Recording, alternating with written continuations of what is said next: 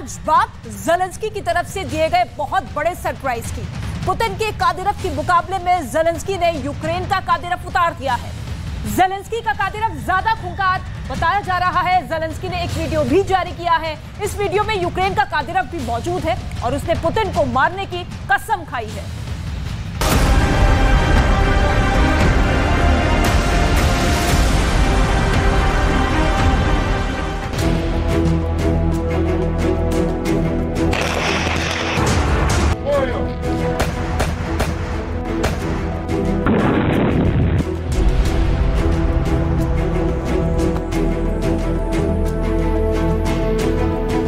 Zelensky ने नया video बनाया है। ज़ेलेंस्की के वीडियो में बहुत जोश है। ज़ेलेंस्की ने नए वीडियो में रूस को खत्म करने की कसम खाई है। इस 1 मिनट के वीडियो में ज़ेलेंस्की ने अमेरिका से मिली M777 तोप से लेकर हिमार्स के रॉकेट हमले दिखाए हैं।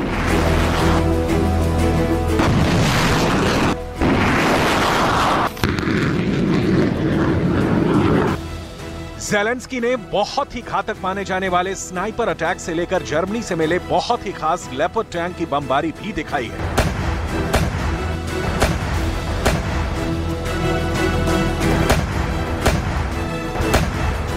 लेकिन इस वीडियो में ये कमांडर ज़ेलेंस्की का कादिरव कहा जा रहा है। क्या ये वाकई में ज़ेलेंस्की का कादिरव है? इस कमांडर का नाम क्या है? इसकी पहचान क्या है? ज़ेलेंस्की का ये कमांडर हथियारों की ताकत दिखाकर यूक्रेन के नौजवानों को बता रहा है कि देश की फौज को उनकी जरूरत क्यों है। ज़ेलेंस्की का ये कमांडर कैसे जोश दिला रहा है, बहुत गौर से देखिए। Рідна земля мати, Господь, Отець наш Небесний, благословіть. Благословіть! Я йду знищувати! Ворогів землі рідної! Вбив моїх братів! Зґвалтівників моїх посестер! इन बातों से ज्यादा इसमें ज़ेलेंस्की के कमांडर पर पूरी दुनिया की नजरें टिक गई हैं। सब पूछने लगे हैं कि क्या ये वाकई ज़ेलेंस्की का कादिरव है? ठीक वैसी शक्ल सूरत, ठीक वैसी ही आवाज और वैसा ही जोश भरने वाला अंदाज। सवाल है, क्या ज़ेलेंस्की को अपना कादिरव मिल गया है, जो पुतिन के कादिरव जितना ही खतरनाक है, जो पुतिन के कादिरव जितना ही खूंखार है, जो दुश्मन को गोली से ज्यादा अपने खौफ से मार डालेगा?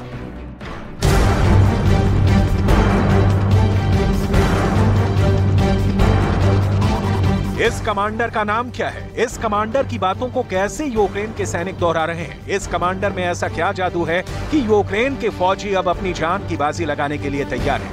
ये वो सवाल हैं जो इस कमांडर की तुलना पुतिन के कादिरव से कर रहे हैं। एक तरफ पुतिन का कादिरव और दूसरी तरफ ज़ेलेंस्की का कादिरव। युद्ध में एक छोटी फौज भी बड़ी फौज को हरा सकती है, बस फर्क सिर्फ कमांडर का होता है। ज़ेलेंस्की अब अपनी फौज में इसी कमी को पूरा करना चाहते हैं, इसलिए वो ले आए हैं अपना कादिरव।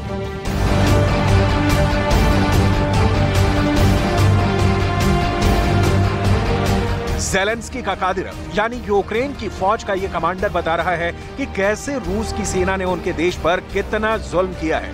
बुचा से लेकर मारियोपोल और बखमूत के हमलों की याद दिलाई जा रही है और फिर बहुत जोश के साथ बदला लेने का इरादा। ये ज़ेलेंस्की का नया माइंड गेम है। Нехай рука моя буде твердою! Щоб вбивати ворогів! Нехай око моє буде ясним! Щоб вбивати ворогів! Нехай зброя моя буде справною! Щоб вбивати ворогів! Нехай воля моя буде сталь! Щоб вбивати ворогів! Україно! Рідна земля мати! Господь, Отець наш Небесний! Благословіть! Наш рішучий наступ! Нашу священну помсту! Нашу святу перемогу!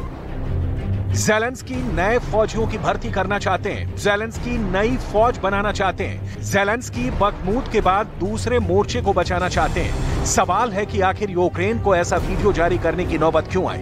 इसे ज़ेलेंस्की की नई ताकत समझा जाए या फिर ज़ेलेंस्की की बहुत बड़ी कमजोरी?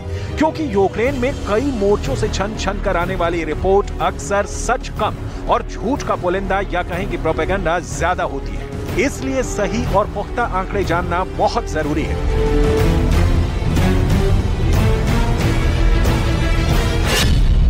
सिर्फ बखमूत के फ्रंट से रिपोर्ट है कि यूक्रेन की हर कंपनी के 80% सैनिक मारे जा चुके हैं। नुकसान रूस को भी हुआ है, लेकिन 80% का मतलब है कि बखमूत में तो ज़ेलेंस्की की फौज करीब करीब खत्म ही हो चुकी है। युद्ध से पहले यूक्रेन के पास 5 लाख की फौज थी, जिसमें 2.5 लाख रिजर्व के सैनिक थे। अब अमेरिका से लेकर कई पश्चिमी देशों की एजेंसियों की रिपोर्ट है कि यूक्रेन के 1 से 1.5 लाख सैनिक इस युद्ध में मारे जा चुके हैं।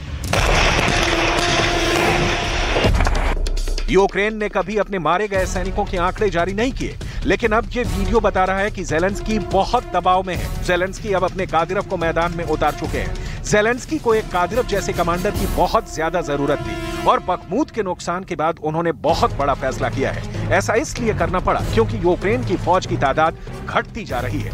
पुतिन की सेना ने उन्हें चुन चुन कर मारा है।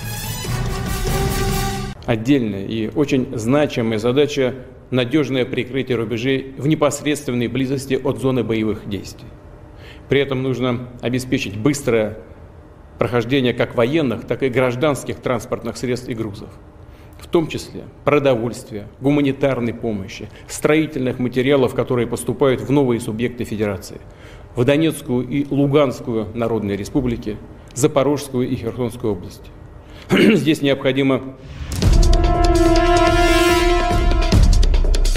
यूक्रेन की फौज जमीन पर रूस का मुकाबला नहीं कर पा रही। यही वजह है कि अब यूक्रेन का पूरा फोकस एयरफोर्स और हवाई हथियारों पर है और इनमें सबसे नया नाम है स्टॉर्म शैडो क्रूज मिसाइल का। यह मिसाइल फाइटर जेट से फायर की जाती है। ब्रिटेन से मिले इस मिसाइल को लेकर ज़ेलेंस्की का जोश बहुत हाई है और अब उन्हें यकीन है कि इस मिसाइल से वो रूस को रोकने में कामयाब होंगे। लेकिन इस मिसाइल की रिपोर्ट क्या कहती है, इस पर पुतिन की खास नजर है। रूस ने दावा किया है कि उसने यूक्रेन की तरफ से दागी गई 2 स्टॉर्म शैडो क्रूज मिसाइल को मार गिराया है। इसके अलावा हिमार्स से दागे गए रॉकेट और एंटी रेडार मिसाइल हार्म को भी आसमान में खत्म कर दिया है। पुतिन की फोर्स ने यूक्रेन के 12 ड्रोन भी मार गिराए हैं। अगर ऐसा हुआ है तो ये ज़ेलेंस्की के लिए बड़ा झटका है। На Солидарском тактическом направлении противник вчера провел наступательные действия на всей линии боевого соприкосновения сторон протяженностью более 95 километров. Подразделениями вооруженных сил Украины было предпринято 26 атак, в которых были задействованы более 1000 военнослужащих. स्टॉर्म शैडो मिसाइल नेटो का बहुत ही खास हथियार मानी जाती है, जो यूरो फाइटर टाइफून से लेकर राफेल और ग्रिपेन से लेकर टॉर्नेडो और मिराज फाइटर से भी लॉन्च की जा सकती है। इस मिसाइल के मिलने का मतलब है कि जो हथियार अमेरिका ने भी ज़ेलेंस्की को नहीं दिया, उससे ज्यादा रेंज की मिसाइल तो ब्रिटेन ने ज़ेलेंस्की को थमा दी है। स्टॉर्म शैडो का जो वर्जन ज़ेलेंस्की को मिला है, उसकी रेंज 250 किलोमीटर है। यूक्रेन के पास इतनी लंबी रेंज की कोई मिसाइल नहीं है। ज़ेलेंस्की ने इससे रूस की सेना के ठिकानों पर तबाही मचाना भी शुरू कर दिया है। लुहांस्क में इसी मिसाइल से यूक्रेन ने हमला किया और ये मिसाइल एक अपार्टमेंट पर जाकर गिरी। मलबे के बीच में से ये टुकड़ा मिला जिस पर लिखा है ये पार्ट सिर्फ स्टॉर्म शैडो में इस्तेमाल करने के लिए है।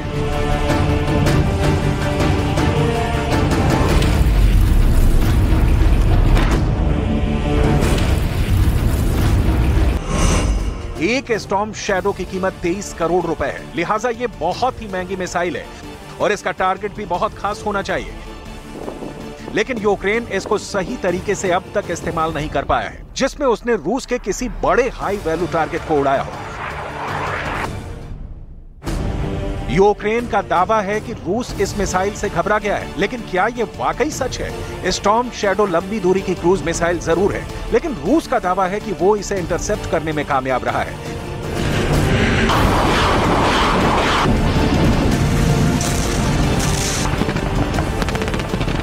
यानी उसे इसे आसमान में ही ट्रैक करके मार गिराने में कोई दिक्कत नहीं आ रही। स्टॉर्म शैडो कैसे काम करती है, बहुत गौर से देखिएगा।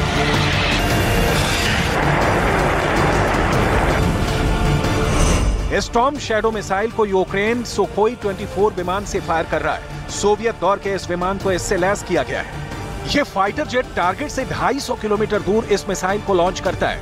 उसके बाद यह मिसाइल अपने पहले से तय फ्लाइट पाथ पर उड़ते हुए टारगेट के करीब पहुंचती है और हमले से ऐन पहले स्टॉर्म शैडो एक ऊंचाई तक जाती है और फिर डाइव करके अपने टारगेट पर हिट करती है।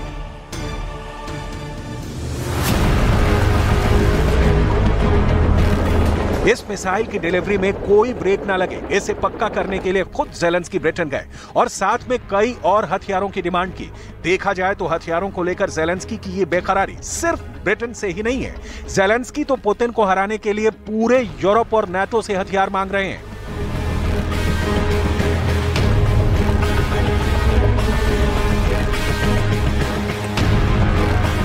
इसीलिए ज़ेलेंस्की ने यूरोप के 4 देशों का एक्सप्रेस दौरा किया। ज़ेलेंस्की सबसे पहले इटली गए, इसके बाद ज़ेलेंस्की फ्रांस भी गए और जर्मनी भी गए। फिर ज़ेलेंस्की ने ब्रिटेन के भी दौरे का फैसला किया।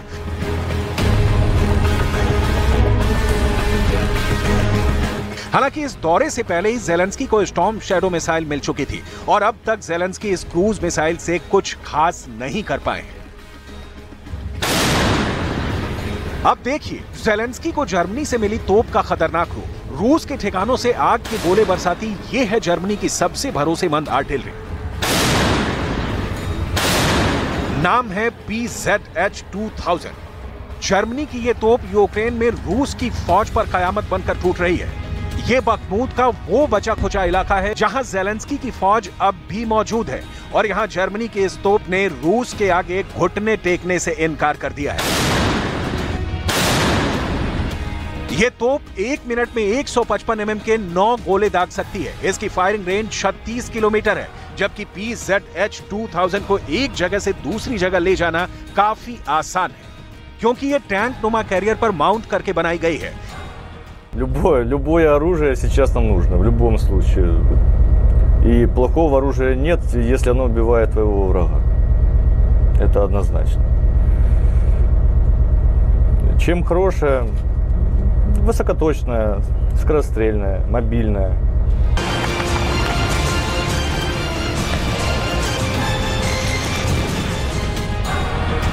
ये वो सिस्टम हैं जिनकी जरूरत यूक्रेन को इस वक्त बहुत ज्यादा है।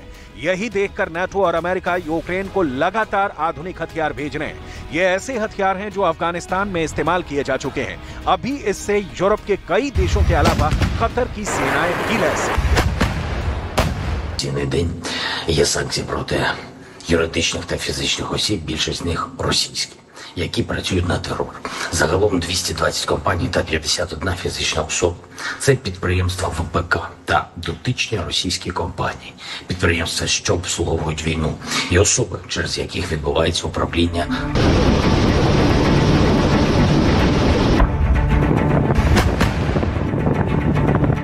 इस वक्त यूक्रेन का युद्ध बहुत ही खतरनाक दौर में पहुंच चुका है। युद्ध को 1.5 साल होने जा रहे हैं, लेकिन ये हमले रुकेंगे ऐसा बिल्कुल भी नजर नहीं आ रहा। दोनों तरफ हजारों या कहें कि लाखों सैनिकों की जान जा चुकी है। दुश्मन को ज्यादा से ज्यादा नुकसान पहुंचाने का दावा दोनों तरफ से किया जा रहा है।